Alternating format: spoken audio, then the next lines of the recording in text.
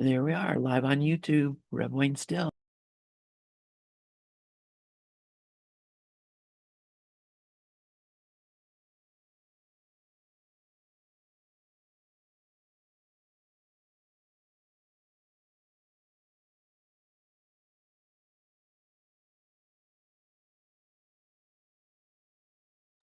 You're muted, Wayne.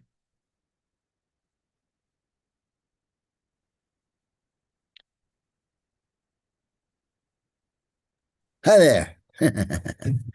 Sorry about that. No, no, I'm not muted anymore. Let me get this going here. Um, all right. Welcome to the daily lesson. This is Miracles Everywhere. Miracles Everywhere. And we're pretty laid back this morning. We're laid back. But try to get going, get a cup of coffee. I just had a cup of coffee, so I'm feeling laid back, but up at the same time. Um, Lesson 29 today. I'm just doing a lesson today. If I did text afterwards if I have time, but I'm just going to do a lesson today. It's a good one. They're all good. This is a good one too, obviously. I like this one. This is in part of the empowerment series. I just say it and makes it true series, sort of. Um,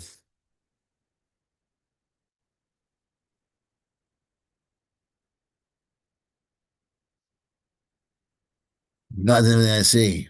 Pretty much explains everything. It pretty much just everything sort of leading up to this pow moment, and it's right here. Well, I'm going to play it first, and then we get into talking about it. God's in everything I see. God's in this, God's in that, God's in those things, God's in everything. Everything, everyone, everything. God is in everything I see. God is in everything I see. God is in everything I see. Say it 1,000 times. God's in everything I see. Everything, everything, everything.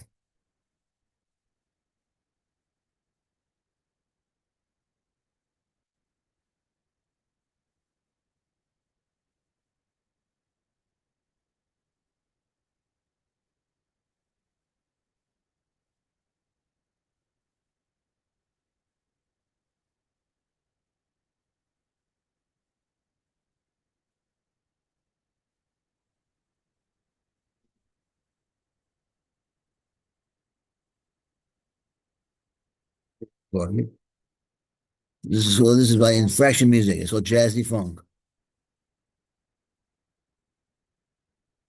Jim like this.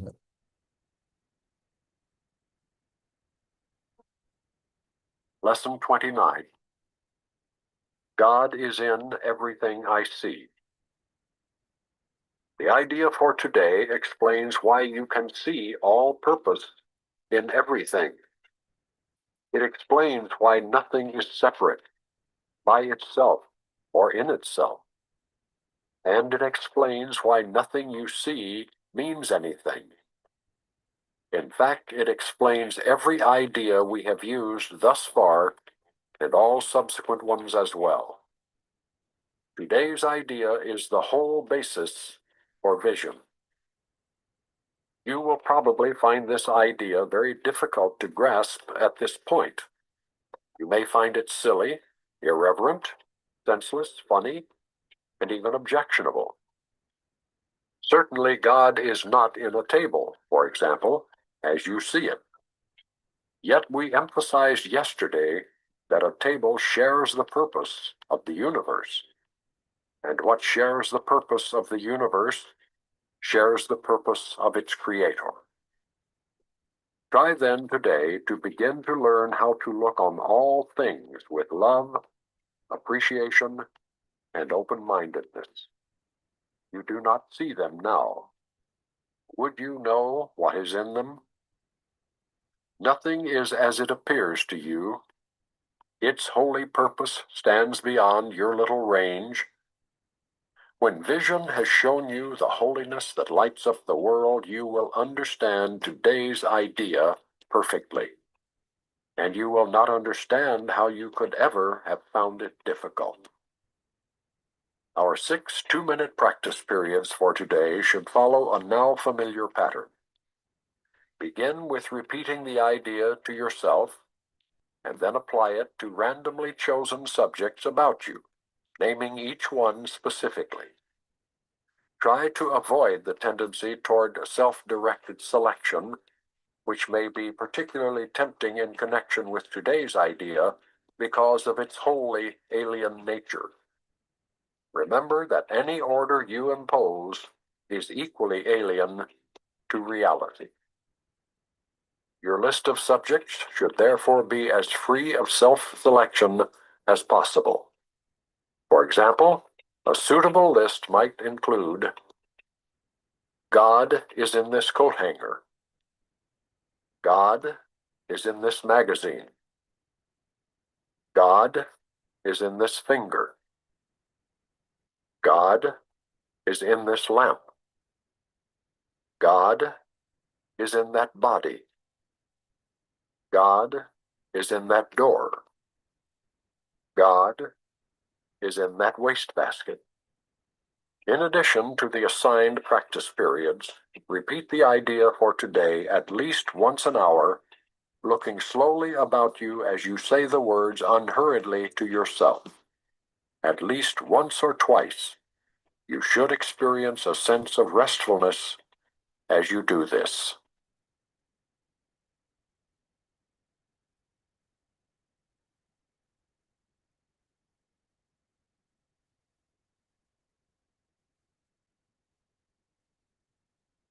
All right. That's lesson 29, approaching 30, approaching 50. And then there we have it. Then we've officially been turned upside down, or right side up as I prefer to think of it. Okay. Let's get to it.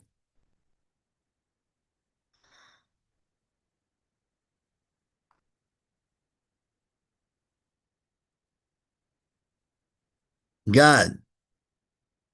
Say the word, whatever feelings come up, let them be there. You might as well do everything you see anyhow. Everything. We are omnipresent, omniscient. We can face anything. We can experience anything. And the more we can experience everything and anything, the more powerful we are. If there's something we refuse to experience, if I say I won't look at that, or I won't see that, or I won't pay attention to that, we're essentially saying I'm weaker. I'm too weak for that.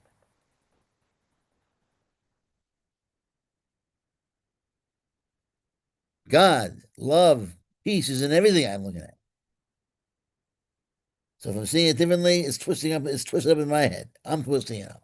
I have to untwist it. It may even look the same, but it's no longer twisted.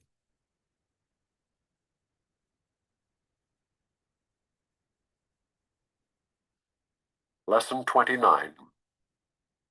God is in everything I see. The idea for today explains why you can Did I not share? Did I not share anything? Did you guys heard no music? Soul time. Darn it.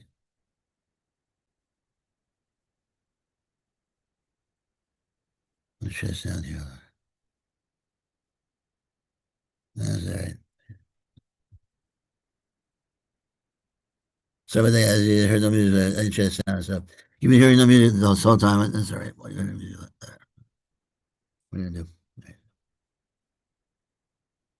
Sorry about the Tuesday. Okay. Um, you'll hear it much better now. I'm gonna play it again here. You didn't hear it nearly as well as you should have, but you heard it through my thing. Good thing I had that on. You should be hearing it better now. Lesson 29. God is in everything I see.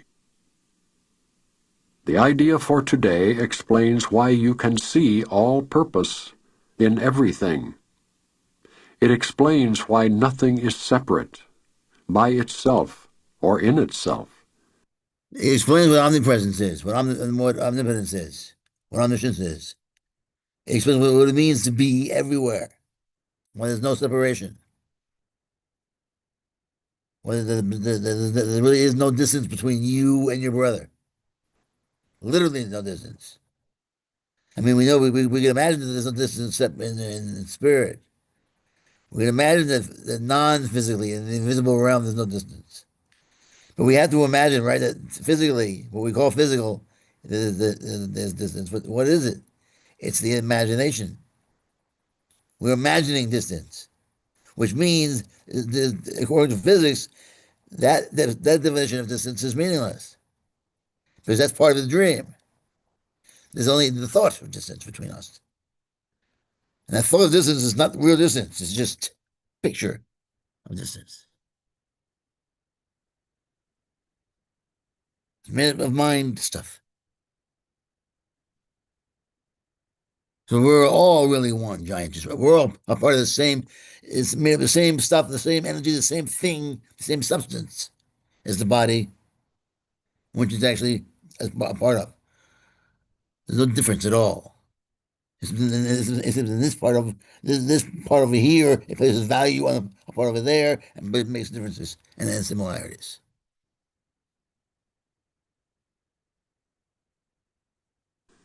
And it explains why nothing you see means anything.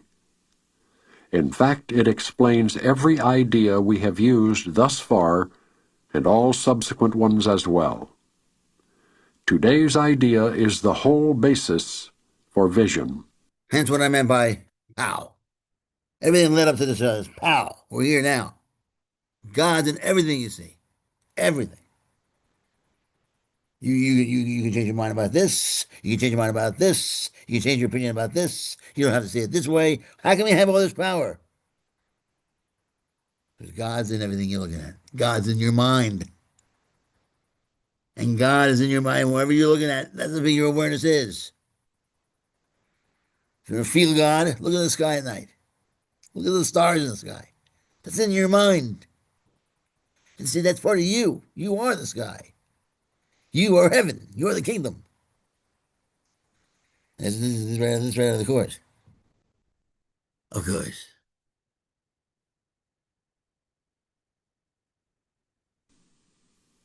You will probably find this idea very difficult to grasp at this point.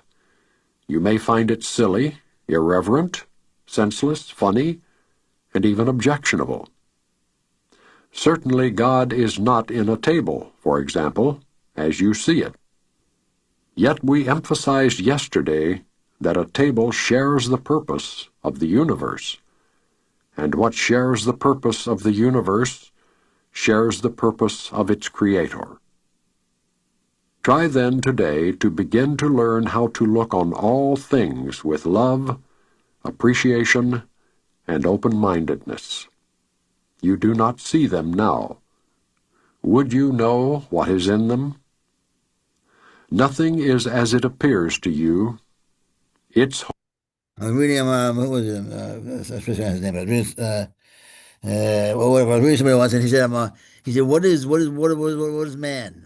He gave a definition for it, and he said, no, man's a sound. What is man? And suddenly I realized he was undefinable. If you see man as, if you define man as a sound, you can't state what man is. He becomes just a. And before you defined what man was, before a program came into your heart about what man might be, till it was a sound, man. Nothing to define, nothing there. We put the word and sound together.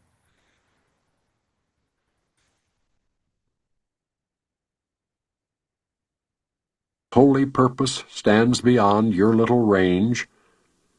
When vision has shown you the holiness that lights up the world, you will understand today's idea perfectly, and you will not understand how you could ever have found it difficult. Really, how sometimes things are like that. I mean, and there was a point when we didn't know any of this basic stuff that we think we know now. And there will become a point when we unlearn all this and relearn the stuff that we don't know now at all. And we'll find it hard to believe that we ever didn't know the stuff. You ever forget something and then you remember it again, and then you say, I'll never forget it. I'll never forget this again. I'll now remember it for always. And then like a day later, you forget it again, and you have no idea how you could possibly have forgotten it. Or is it just me? It could be just me. Our 6 2-minute practice periods for today should follow a now familiar pattern. Begin with repeating the idea to yourself, and then apply it to randomly chosen subjects about you, naming each one specifically.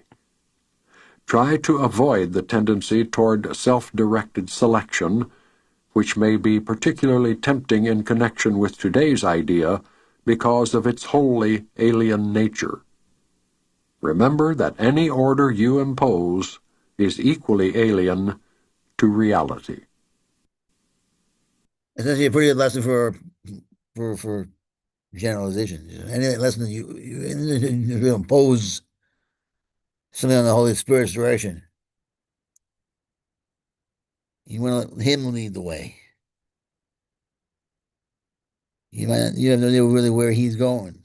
If you knew where He was going, he's not necessarily your Uber driver. Just he knows that's where He's going. He's your sort of he's more like he's the torch, and he's leading the way in a dark cave, getting us out of here. We follow Him, and sometimes we're not sure. Sometimes we are sure. Sometimes we're not sure. Sometimes we are sure. But underneath it all is an absolute certainty that little ride up and down, that little up and down ride is just nothing more than a very safe roller coaster. Very safe one. Fun one.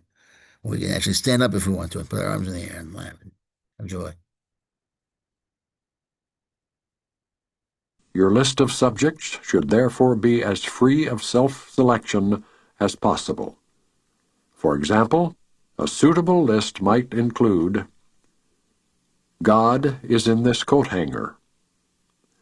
God is in this magazine. God is in this finger. God is in this lamp. God is in that body.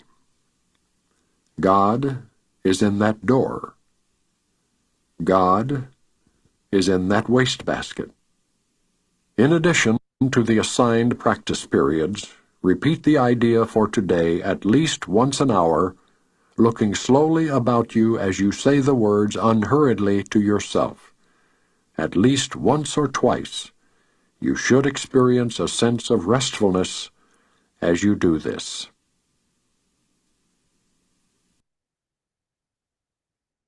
Then you know you've done it right. You feel a sense of peace. God is peace. You feel a sense of chaos, of discomfort, or desperation, or I have to do it again or else. Just take a deep breath and randomly pick something else and say God's in that mouse in front of your ear. God's in that plug. God's in that book. God's in that pair of glasses. God's in my lighter over there. God's in the toe. God's in that toe. And then you just go out, a little bit, God's in my curtains, those curtains over there. God's in that.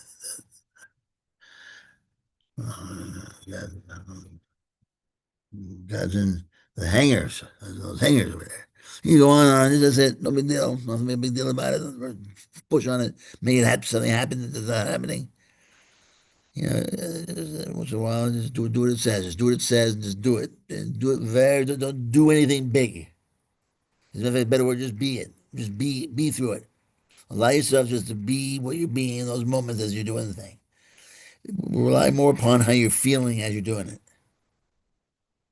And let the feelings just be there because they can't hurt you. Feelings can't hurt you unless you get scared of them. Unless you put some sort of dangerous value on them. Unless you say it silly, but if you say they're going to hurt you, they'll hurt you. Because the feeling will blow out of proportion.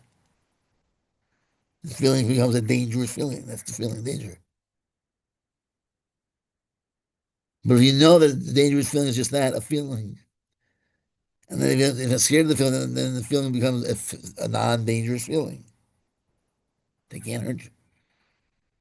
All they can do is bow to you or shatter.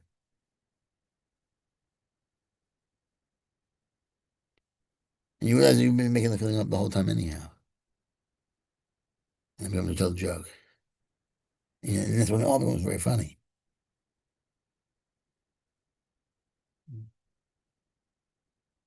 And it's you. In the end, it's you that's in everything. It's your spirit, your mind, your heart that's in everybody else and everything else.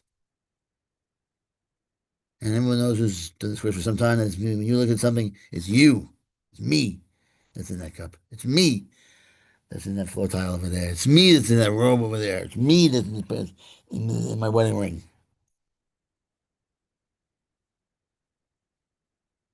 And by me, I mean it's also the capital M, the capital I. I'm in the sonship. I'm in the universal mind. I am the universal mind. I am the heaven. I am heaven. I am paradise. I am the whole shebang. I am the thing itself. Now, I know someone's hearing this, they're saying, okay, good. What are you going to do with that? What are you going to do with that information? That's to say it. How does it help you? Well, first of all, it's a comfort to know. And being comfortable in this world is nice to have a comfort. It's a comfort to know beyond anything that this world's really not real. And I'm going to wake up from it. That takes my stress levels way down. And anything that takes your stress levels way down needs to be respected. Especially since it takes it way down without hurting anyone else. Wow, that's cool. It doesn't exclude anybody else. It's inclusive. And it's different.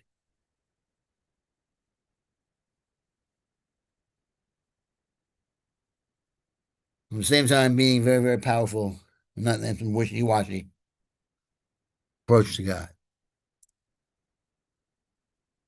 And how could it be? It's truth. And truth is not wishy-washy. Truth is truth. Truth is law. And truth stretches out to where we are. Obviously. Truth is right where we are. Truth is right where you are, where I am. And I say, hook into the omnipresent, omnipotent. God is everywhere. 1 plus 1 is 2, wherever you are. You can go 1,000 billion light years from here. 1 plus 1 will probably be 2. I can't imagine it differently. Can you? That law follows you around wherever you go, on this planet especially. Wherever you go, farthest regions of the universe, farthest regions of the galaxy at least, 1 plus 1 will be 2. That law is with you. Those law of God, the law of joy, the law of peace, the law of goodness, the law of happiness, all are with you wherever you go. God's going to be in that. God is in that hanger. God's in that magazine. God's in the finger of the lamp, the bottom of the door, the bed. No matter what you do or say, it may live if you say so or not. You're acknowledging that truth. You're not making it happen. You're uncovering truths, one was it. Not making it happen. You notice it doesn't say here, God be in that cup. God be in that in that basket. God is in that cup. It's not a spell.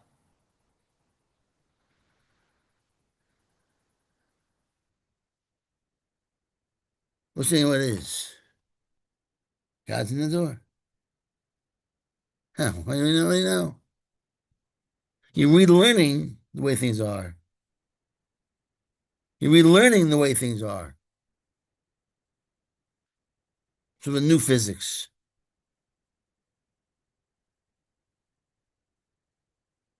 Jesus physics.